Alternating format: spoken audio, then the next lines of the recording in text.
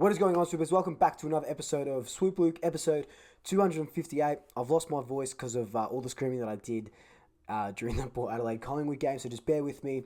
Let's just jump into this review.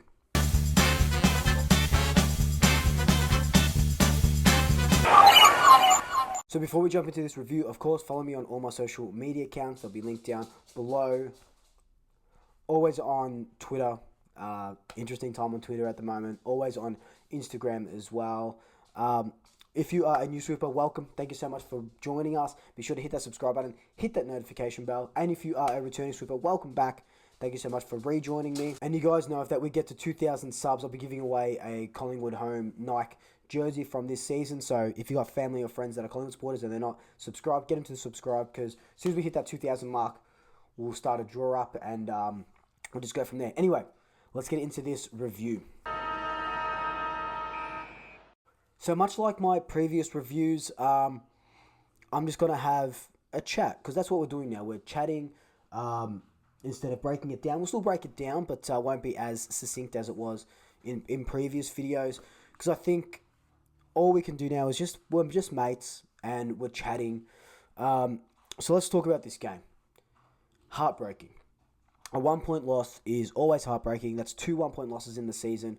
Cannot remember the last time that happened. I've got a notoriously bad memory. So if you do know, when was the last time we lost when was the last time we dropped 2 games by 1 point? Let me know down in the comments below.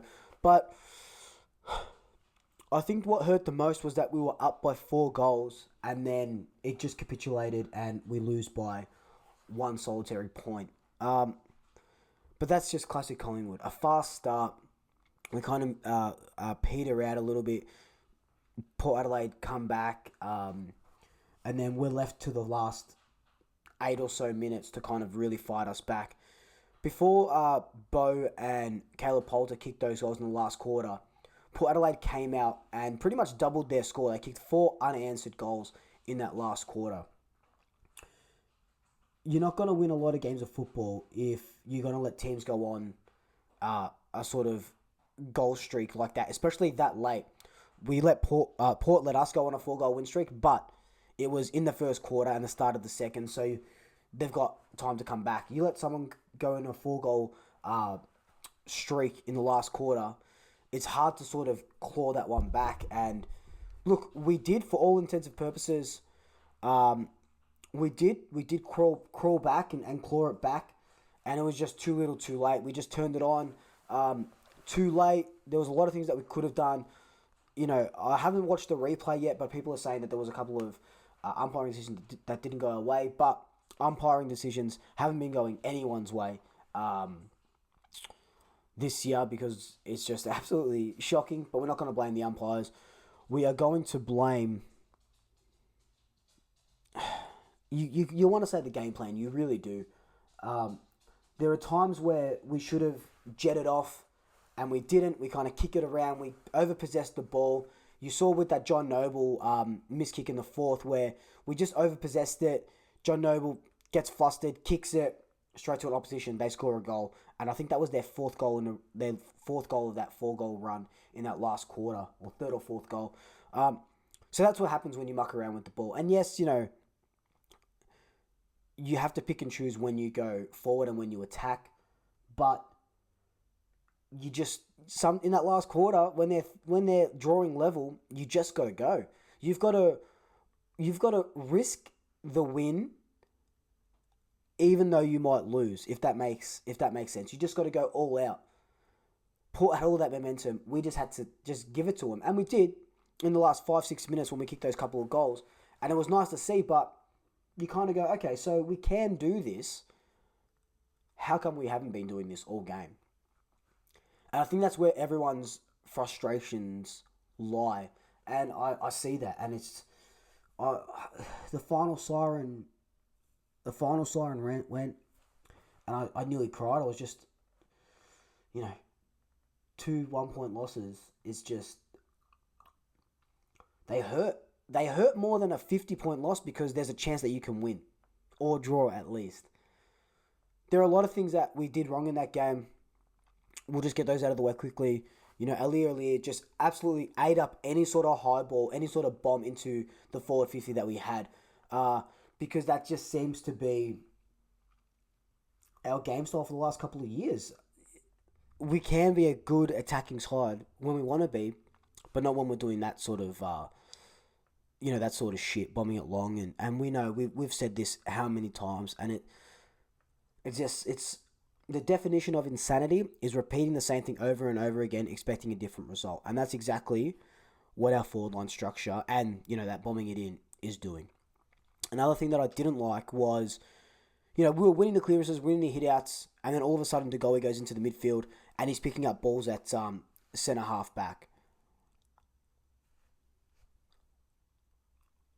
Our best forward, sure, he didn't turn it on like he usually does, but our best forward is setting up our attack. And then he has to push all the way forward to try and get that ball.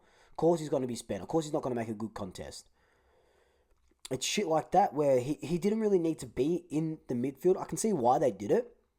But the midfield was doing fine without him in there. Oh, God. It's just... It's crazy. It's absolutely crazy. Like, I don't like singling out players too much. But that Callum Brown kick, he was, 20 metres out on a slight angle. Like, I love the kid. But you have to kick those. Caleb Poulter's first goal, he was 35, 40 metres out under immense pressure. Callum Brown kicks that goal, and I think we go 3 goals up.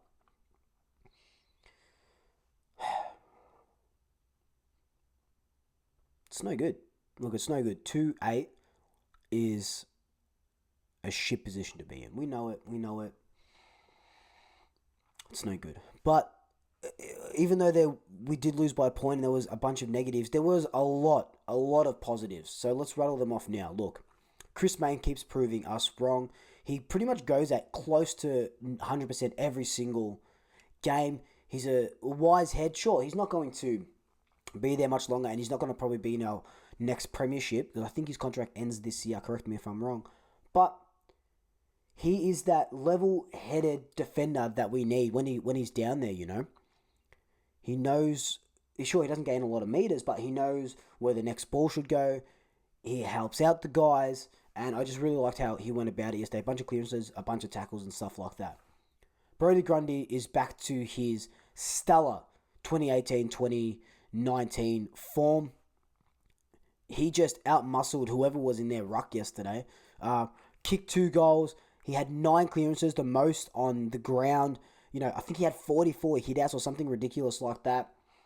And he set up a lot. He tackled a lot. He was the all-rounder. He was best on ground for me personally yesterday. Jack Crisp, I love seeing him in the middle. We don't need him at halfback anymore, which is great. He's unleashed in the middle. He is, as a rover, he's going all around the ground. He can run, he can kick, he can take a good mark, he can tackle. He's the perfect guy that we need in the middle, and I absolutely love that. Taylor Adams coming back 1 to 2 weeks early. 8 clearances in his first game back. You can see how much we missed him and how much we miss his leadership as well. 3 tackles as well, I'm pretty sure. Sure, he missed that goal, which would have been so nice to get. But, shit happens, shit happens. Our young players, Bo McCreary, Caleb Poulter, incredible. I love the way they go about it. Bo kicked 3. Caleb kicked his first ever goal. And I think he got, let me just check. I think he got over 20 disposals. So Caleb Poulter got 22 disposals. A bunch of them uncontested. So the guys are willing to give it to him when he's free to kind of be that link-up play or take the game on. He got that intercept mark. He kicked that goal, his first ever goal. All the boys got around him. It was really, really good to see. And the young kids are going to come through. They are. We know that. We know that they're going to come through, and it's going to be a sight to see. We just got to ride this really poor wave at the moment. Another shout out to Jordan Roughhead. I posted about it on Instagram. Ned Guy traded Pick 75, which is pretty much a packet of salt and vinegar chips. Actually, no, that's the insult of salt and vinegar chips. It's pretty much a packet of Thin's original chips for Jordan Roughhead. Are you kidding me? What? He's a premiership player. He's a premiership player, and we got him for pick 75. And look, he's holding up the back line. I think he's 30, 31 now. You don't want him to leave, but like, he's doing so well, and he kept Dixon to what, 1 goal, I think, or 2 goals. He's so important to us. He is so important, and I hope he plays for another 2 or 3 years if he can, because he is one of the most important cogs in that back line, and why we are so sound defensively. Look, we know that there's a lot of things that we can tidy up, right? Entries inside 50, and just the way we go about it, starting off fast. And how many times do I have to say it? A fast start is good. Being 4 goals up is good. We just let teams in. It's almost like we park the bus in soccer. When you park the bus, you send you could be 1-0 up, and then you send all 10 of your players, into defense. And that's pretty much, that's the basic terms of parking the bus. So I feel like as soon as we get 4 or 5 goals up, we don't try and put the sorts of teams, we try and hold our lead. Sorry, no, here's a better way to say it. We don't try and win, we try not to lose from that position. That's what it feels like. You know what I mean? We could have easily been 6 goals up before Port Adelaide scored their first goal, but we just let them in. Skill errors, game plan, too slow. We just let them in. And it's not something that we should be doing anymore. It's ridiculous. But anyway, guys, this has just been a quick sort of video, bit of different style and stuff, because I'm getting sick. My throat is absolutely shot. So I'd love to know all your comments down below, what you thought of the game, where you see us going from here. And as always, I really do appreciate it. Like, comment, subscribe, tell your family, tell your friends, tell your pets. And until next time, double checkers, I'll swoop you later. Ooh la la.